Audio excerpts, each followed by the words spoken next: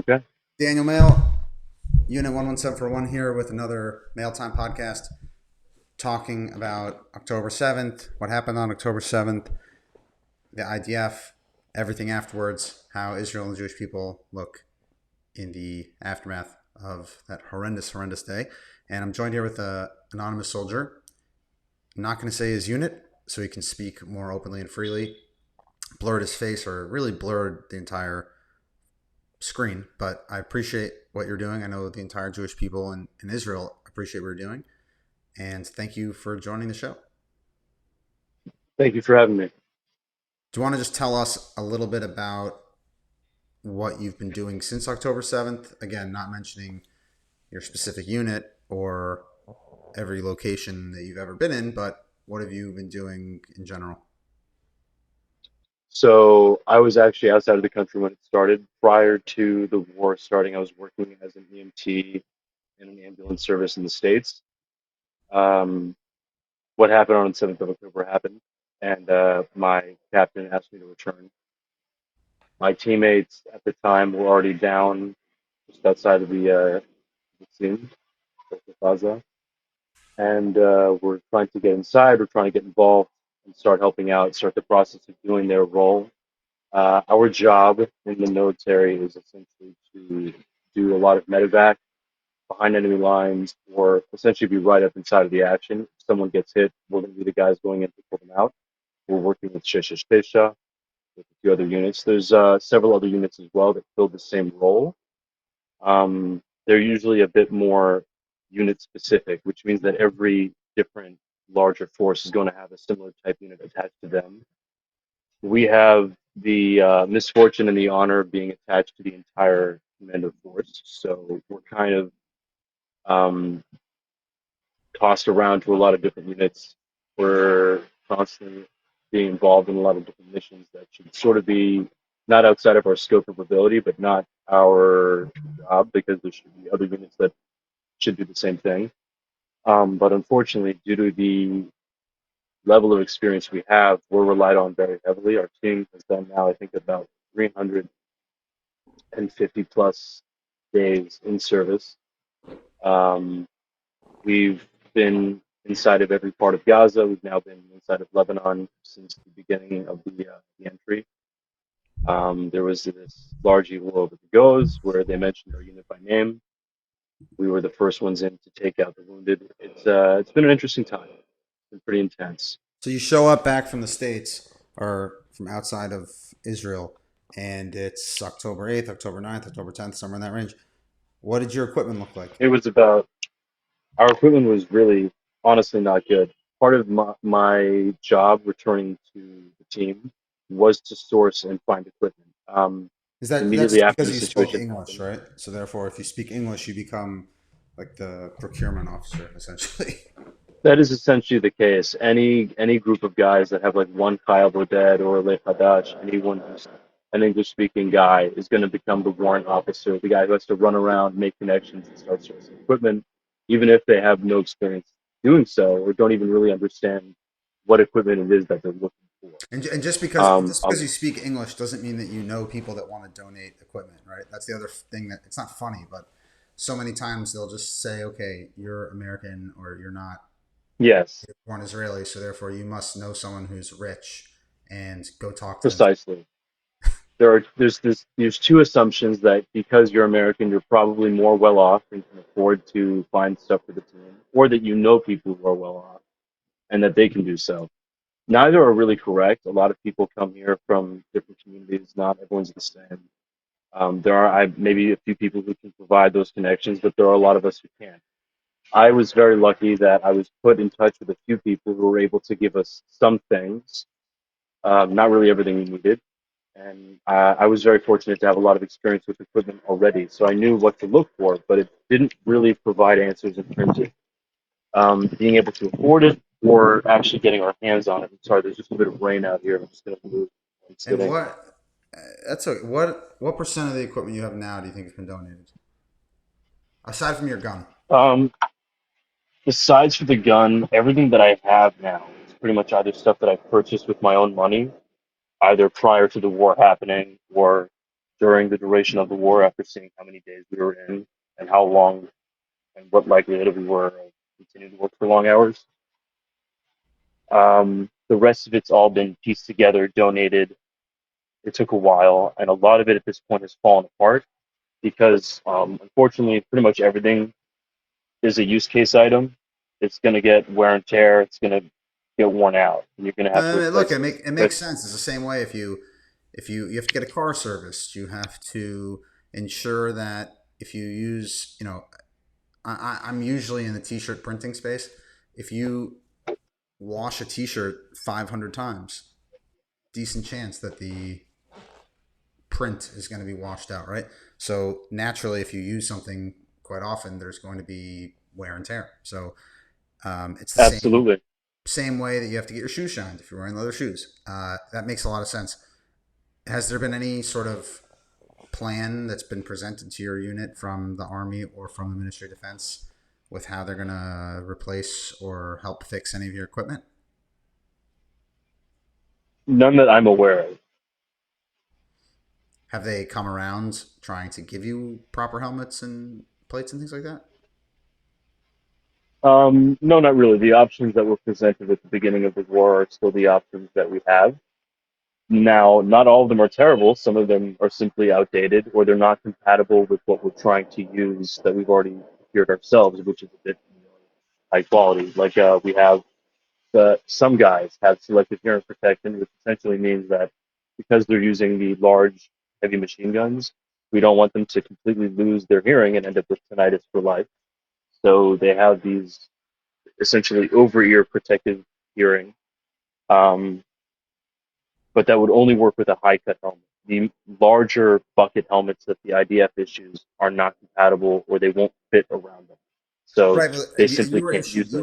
helmets from the 70s and 80s, or you were issued helmets, the Shachar helmet that's newer. Actually, a combination. It really depended on when you showed up and what was left. It's sort of a first come, first serve. There are not enough items for everyone. And there's a combination of factors for why that is. Part of that is because when you're in a reserve unit, you're going to get the leftovers or the hand-me-downs from whatever Sevilla is not currently using.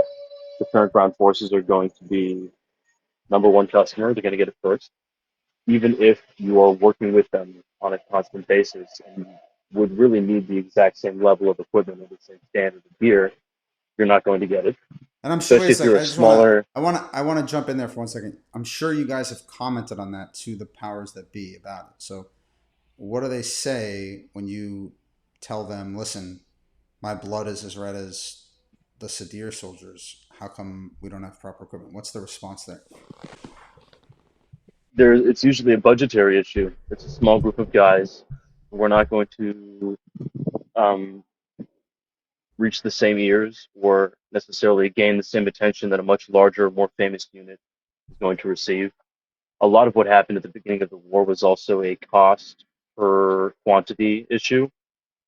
Many people wanted to donate, and you don't want to just give money, you want to give gear because it seems like a more direct way to make sure you're reaching the individual soldier, which I do agree with. I think a lot of donations ultimately are not reaching the ground forces, and that's part of the problem. But what happened was that a lot of people bought sub quality or lesser than quality goods in order to supply as many people as possible. And that kind of stuff is going to wear out even quicker than just a regular average vest.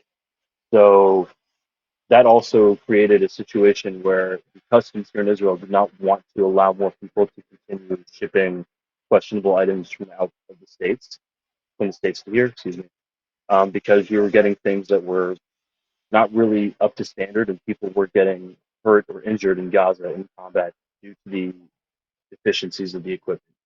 Well, Um, well, a few things there. One, I have there's a few different things there. One is being hurt or injured due to deficiencies in equipment. I've definitely heard that from IDF issued gear. Have you heard that from donated gear? Because I've yet to come across a case where someone was given something and they got injured because they had poor equipment that better equipment that they had from the IDF would have helped them.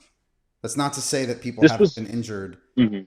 like, and they would have been injured anyway, regardless, right? If you have a proper vest and Right. a proper plate and someone shoots you with a 50 caliber rifle, You're there's gone. nothing that's Sure. going to stop that. There's nothing that would have stopped that. I Yeah. agree. So I This is haven't come across more. that. This Have was you come something. across that? Because the only reason I say that is because the Misrata Bitachon put out a number of, obviously planted a few stories that were demonstrably false, saying that they tested all this stuff and it didn't work. But I have no evidence that it really truly didn't work. That's what I'm asking. So I do have a little bit of familiarity with NIJ kind of specifications. What's supposed to be absorbed by what. I'm not. I'm not Right. a maven by any regard. I'm certainly not an expert, and I'm not going to claim to be one because I'm not.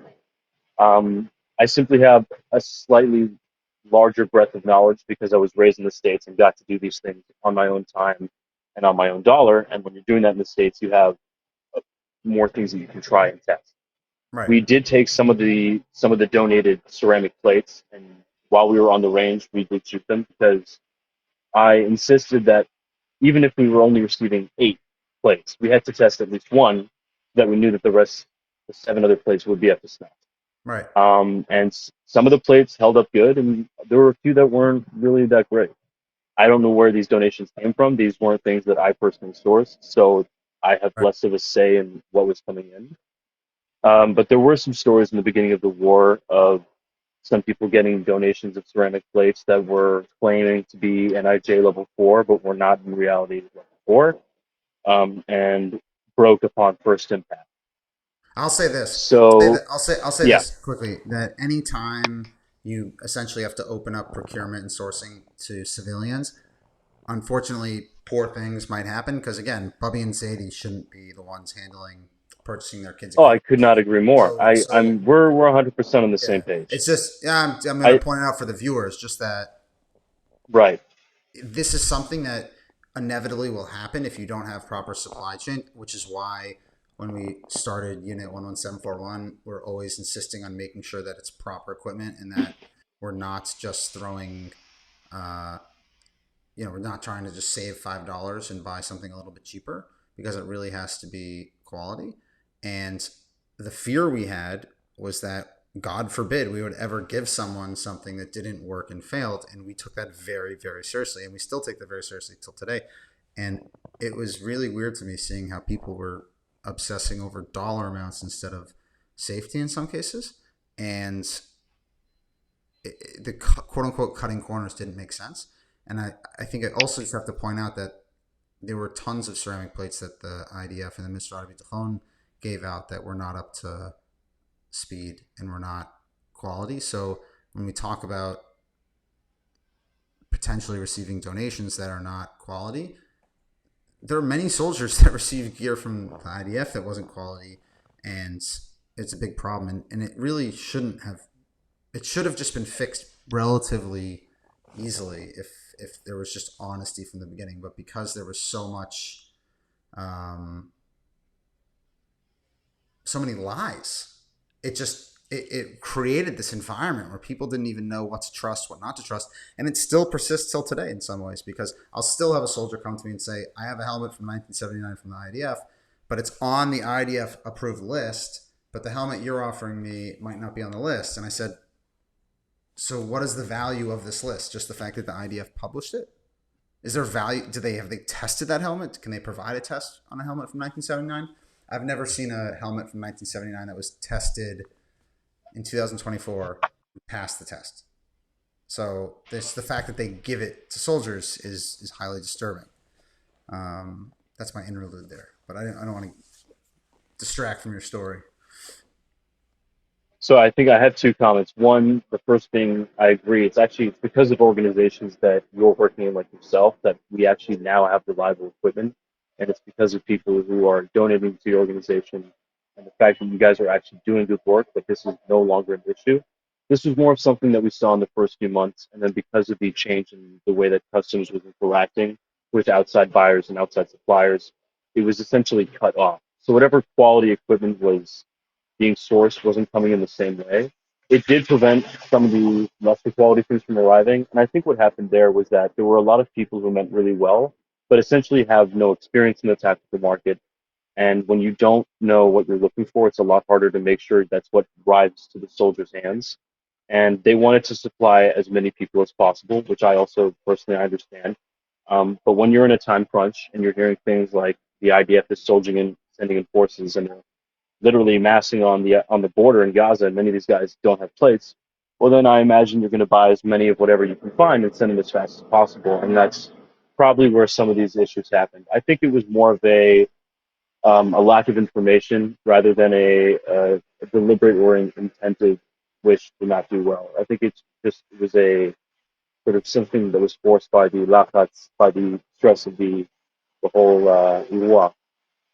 Regarding the IDF and what's going on with that, it is very confusing. I don't think it really makes sense. There were things that also happened. I don't want to get conspiratorial, but prior to the Shvili October, for the last several years, we've been selling large amounts of the equipment we had to Ukraine because of pressure from the states. I'm not really sure why we did that, and it created a I equipment also just want deficit. to add that some of it was, I think, Hasbara related, meaning it looks good to be able to help other countries, and I think that was partly the motivation as well. If I'm going to give them a I think cut slack on anything, right.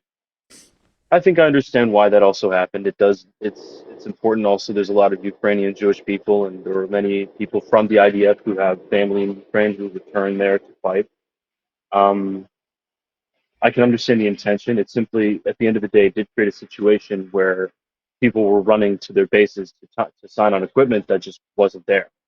And it's also very true that much of the stuff we have in stock is decades old. All the plates are these enormous turtle shell models that make it really hard to turn around. If you're a vehicle mounted force, forget about it because they add like 2 inches of width around your entire frame in both directions. It makes it very hard to be mobile, turn around. And a lot of people here are sort of just like, if it ain't broke, don't fix it. But their understanding of equipment is coming from the IDF in the first place. They've not really had the opportunity to see how other militaries function, what other kinds of equipment are out there, and what you don't know about, you can't improve upon. So they're essentially just going along with whatever they can receive because it's all they have. And many of them don't have the money themselves to go and buy better stuff.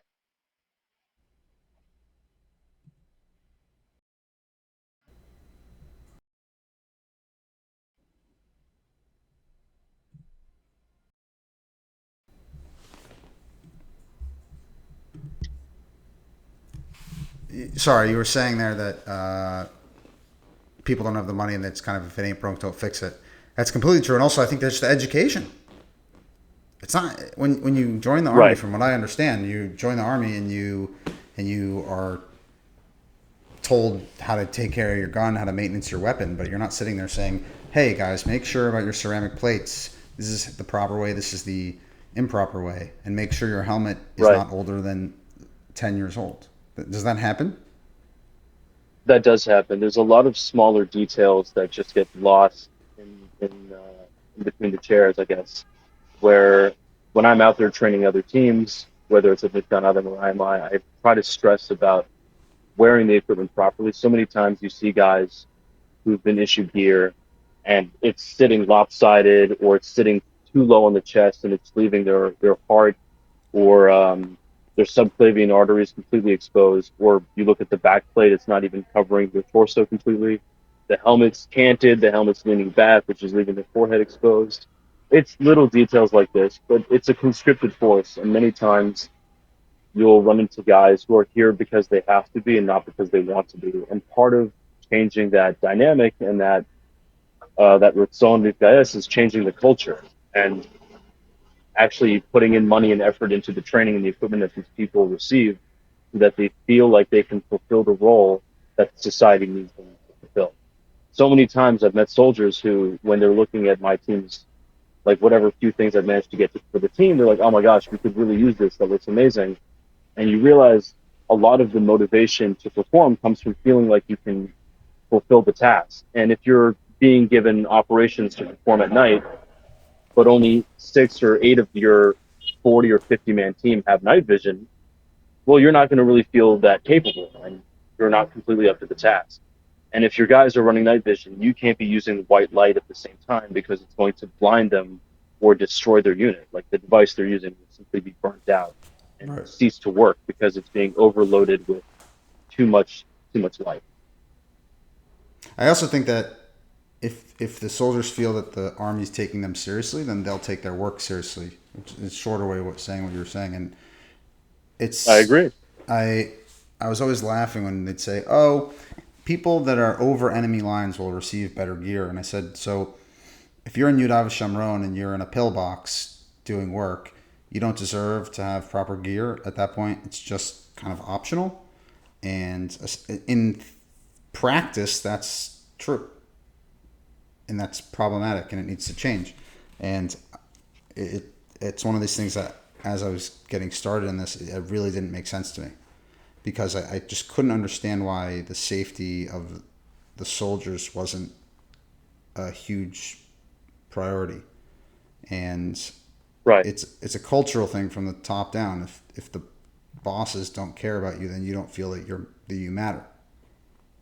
And the right, whole thing where they would make fun of soldiers saying you just want to look good for Instagram and you want to look like a commando. I have a question. If you're Shin Gimel and on an army base that holds important assets for the Air Force or the Army, why shouldn't you have proper equipment if you, God forbid, have three Palestinian terrorists who want to make a problem at the gate? Like, why is right. that a case where you just say, okay, you don't need equipment? It truly does not make sense to me. I can't understand it. Um, I agree. and I and think this also just the also cult, this but also the culture of telling people that you are essentially like Dorot iPhone, you're the iPhone generation, you're weak, or so, it also really needs to change because if someone wants to seek out a way to make their personal safety increased, it should be supported. It shouldn't be laughed at. I agree completely. I think also the generation of iPhone are the ones who are going to be more involved in cybersecurity. And part of what happened here on the 7th of October was also a cyber attack. It's important to have the units that are connected to Modine that are involved with cyber warfare. And I think that oftentimes the laughing at the new generation just comes from not understanding them or not really knowing how to like reach them. And that's something that also has to change. I think the new recruits that I've met so far, these new teams, have a this huge rason להשתפר ולעמוד בצפיות. They really want to do as best they can, and they need people to believe in them, give them the encouragement, and push them forward. Part of being uh, a productive military structure is having the guys with experience actually provide support and the right motivation to the newer guys, and not just push them down or say, in my day, it was X, Y, and Z, or the Army is just softer now, because that doesn't really change anything. It just creates this environment of them feeling like they're not good enough. And then those will eventually just lead to like self doubt or خسر بتقان بشتات, which is something no one really needs. And part of the issue with training for all these different units is also the connection directly to gear, because gear is a direct correlation to your understanding of what you need to be doing in the shutdown. And if you need to stop someone who's running at you from 100 meters, 50 meters, or 25 meters, whichever, regardless, a Cavenet Balzel is not going to be as fast as a red dot. So why do so many guys still get issued M16s with carry handles and no projected sighting system, no red dot? Why do so many of our Talaim still have ACOGs when other units and other forces and different militaries are using LPVOs and 1 to 8 magnification? Saal has an issue with being just like 2 or 3 dilugim and I think it's time. This last 12 months has really been a great um, sefer lekachim on why we need to להתקדם and להיכנס למציאות. Kind of like realize that we're in the 2024 and we need to put more money into the ground forces. A large amount of our budget is put into artillery and to the Air Force. Understandably, air superiority is a huge part of our ability to flex on the rest of these other countries and stop them from entering the way that they would want to. There's plenty of examples historically for that. I don't think that's even something in question.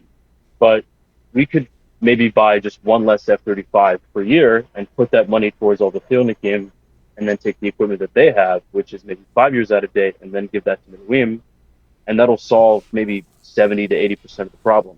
We're not saying it has to happen overnight, and we're not expecting everyone to get an IOTech and an MCX from Sig Sauer with a Mashtikol or an Imam or a suppressor, however you like to call it at home. But it's time for everyone to get a red dot, maybe, and I agree perhaps with you. maybe also hearing protection, like electronic hearing protection, because everyone's going to have tinnitus and hearing loss. And proper eye protection. It's a big problem, and you're Yeah, seeing this absolutely. now in the U.S. Army as well, from what happened a few years ago. And I've been calling this out for probably a year now. It really just doesn't make sense. And again, the argument that my grandfather didn't have a helmet in the War of Independence doesn't, it's not relevant at all, because you should Right. thank God that he survived without a helmet. That doesn't mean that you should therefore not have a helmet yourself if we can very easily get it for you. And I think also if they had offered his grandfather a helmet and an he would have IOTech taken it, sure. in the War of Yeah. Independence, he would have grabbed it and laughed immediately because he was now going to go out and conquer all objectives. On top of Fear wins that, wars. It's just the reality. perhaps there would have been fewer casualties. So, This so is he quite won, possible. right? And again, and the thing is, when it comes to these advancements and the technology and being there for the soldiers, it really has to be paramount, because this is human life. You know, you ask the Air Force if they have the service history of an F-35, or if they know every single detail about the screws, the pieces, the maintenance history of these planes, and they have everything logged. You ask a Tal about what equipment does Golani Stamesray have on every single soldier right now, they have next to no clue. No, absolutely not. So they're not sure if it's registered that it's headwear. That could be a helmet or it could be a yarmulke, and that has to change. And until we get smarter about logistics and about procurement, this problem's going to be ongoing. And we've said this from the beginning. Yes, these are band-aid solutions, and we're going to help with band-aids as long as we need. But ultimately, there also has to be change. Just the idea that Right. you, it's hard to even get the ball moving. People try to go to the Knesset. They try to go to ex-military officials to go back to their friends to ask, and it doesn't really seem to be working so well. But we continue to put the band-aids on as much as we can, and we're going to push through and keep going until someone has to listen. But it's perplexing. I'll say that. It's perplexing. And the budgetary thing is not even a real answer, because there's thousands and thousands of Jewish people around the world that want to help. And if it's really a money Right. thing, there's people that have money that want to step up. So it comes from needing to be more honest about the situation. When Daniel Hagari, the spokesperson of the IDF, came out on October 9th and said there's enough equipment for everyone, we just need patience, that is not helpful. When you have the Jewish Federation of North America on October 17th, 2023, come out and say that soldiers don't have a need for equipment and help those with real need by giving to your local federation. Or when Nadav Padan of FIDF comes out and says not every soldier needs a tactical helmet. It's similar to a college kid asking for a new car. He has a car and he just wants a new one. These kinds of comments are really hurtful to the cause and to the morale of the soldiers. And that really does need to change, because if we all unite around this issue, then Yeah. we can create a force that people need to listen to. But if we just continually put our heads in the sand, it's not going to do anything. And we're going to be in this situation in 20 years. So it's a lot of moving pieces. A lot of moving pieces. Would you say that? What would you say is the morale of most of the Miluimnikim now in terms of life at home, kids, families, and ability to continue fighting It's November 18th right now. People are pretty burnt out. It depends also on which of guys you're talking about. Obviously, some groups have done more than others. My group specifically, at this point, we're not showing up because of an obligation to the army. We're showing up for the team, and we're showing up for our CO, our commanding officer, because honestly, we would follow him into anywhere, no matter what he does, and we have his back 100%. But that's really the driving factor. A lot of them are tired of being called back in week after week, being told that they're going to be able to relax for a few days and then get called back in. And then you return, you have issues with the logistics, you're having problems with signing on for the equipment you need. All of a sudden, the equipment that you somehow had several weeks ago is taken by a different unit. There's not enough to go around. But for some reason, the highest ranking officers always have the stuff that they need, even though, quite frankly, they're always 2 or 3 steps back watching and trying to figure out what's going on. And the guys who are at the very front, some 24-year-old kid or a 19-year-old, whoever it might be, have something much older and secondhand or worse quality. And they really need whatever the Or commanding stuff that officer they has, paid for. So that's why or when stuff that they paid for.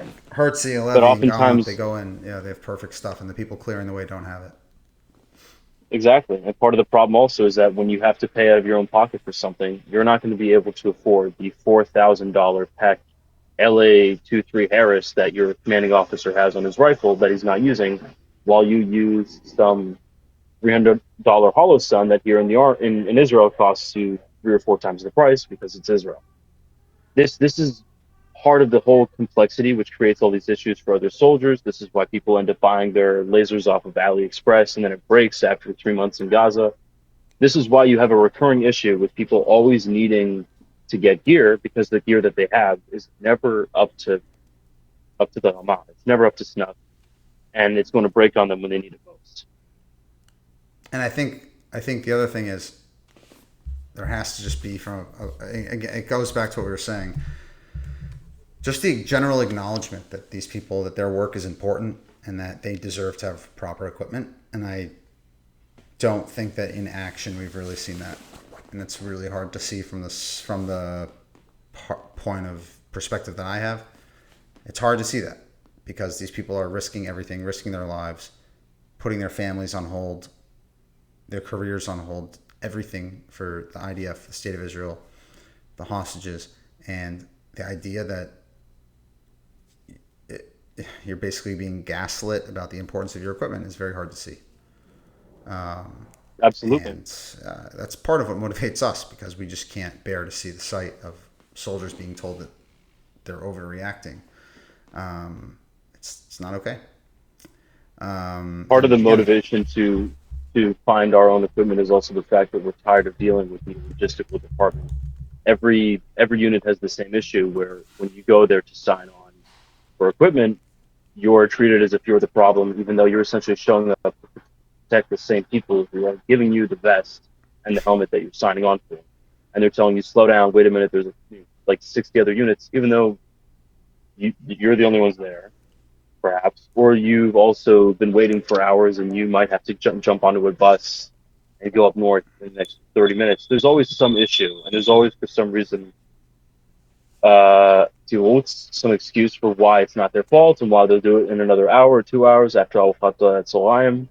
There's this constant feeling of show up, do the job, and then when you show up to do it, you're not given the things or the tools to do it, or there's like, you have to wait around.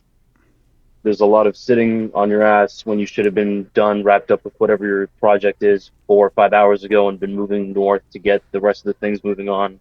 And, we understand why. It's there's a lot of moving pieces, but we've been doing this for a year. At some point, the logistics has to catch up, and it shouldn't be the same consistent problems recurring over and over.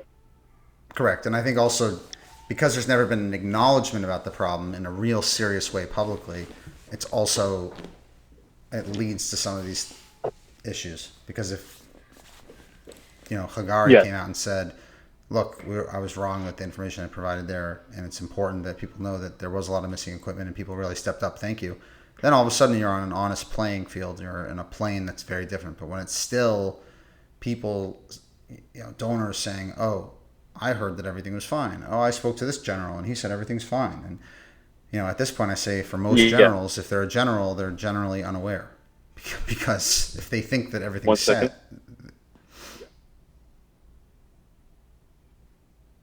Yeah. Mhm. Just one moment. Sorry. Give me 1 second here. All right. 1 second there. So, so what I was sure. saying is that if someone says they're a general or they spoke to a general, I caution that they're probably generally unaware because it's so many levels below what they deal with, That's a good one. and they don't really know. So, look, Unit 11741 is here to support you. We're here. We believe you.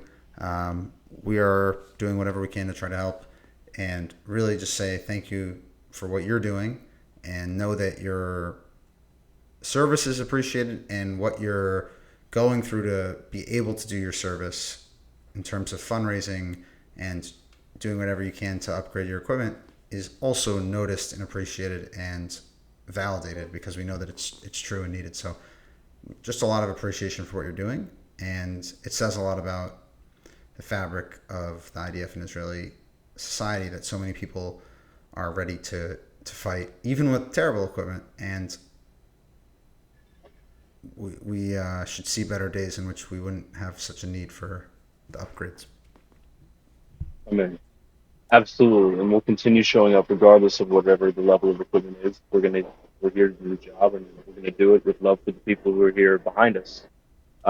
It would just be easier to do it if everyone had night vision, if everyone was on the same level.